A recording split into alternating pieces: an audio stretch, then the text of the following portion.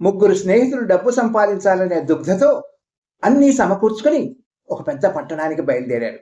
2 రోజులు నడిచి ఓ అడవి ప్రాంతానికి చేరారు.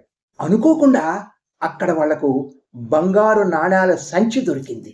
ఆనందంతో ఉబ్బి తబ్బిబ్బైన స్నేహితులు ఆ నాణాల్ని ముగ్గురు సరిసమానంగా పంచుకోవాలనుకున్నారు.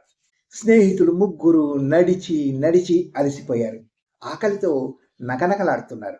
ముగ్గురులో ఒకరు దగ్గర పల్లెటూరికి పోయి తినడానికి ఏమైనా తెచ్చుకోవాలని, మిగిలిన ఇద్దరు బంగారు నాణాల సంచికి కాపలాగా ఉండాలని నిశ్చయించుకున్నారు. ఆహారం కోసం పోయిన స్నేహితుడికి దుర్బుద్ధి పుట్టింది. మిగిలిన ఇద్దరు స్నేహితులకి విషం కలిపిన ఆహారం పెట్టి చంపేస్తే మొత్తం నాణాలన్నీ తన సొంతం అవుతాయని అనుకున్నాడు. ఆ దుర్బుద్ధితో విషం కలిపిన ఆహారాన్ని తీసుకొచ్చాడు. ఇక్కడ బంగారు నాణాలకు కాపలాగా ఉన్న స్నేహితులకి ఆహారం తెస్తున్న స్నేహితుడిని చంపేసి ఇద్దరు నాణాలను సమానంగా పంచుకోవాలనే దురాశ కలిగింది.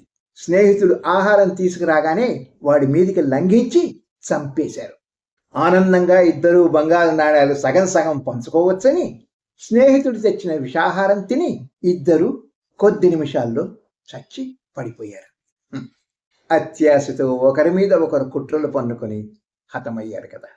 బంగారు నాణాల సంచి ఆ 3 శవాల మధ్య పడి ఉంది. అత్యాశ అనర్థానికి దారి తీస్తుంది, దురాశ దుఃఖానికి చేటు అన్నారు. Good luck.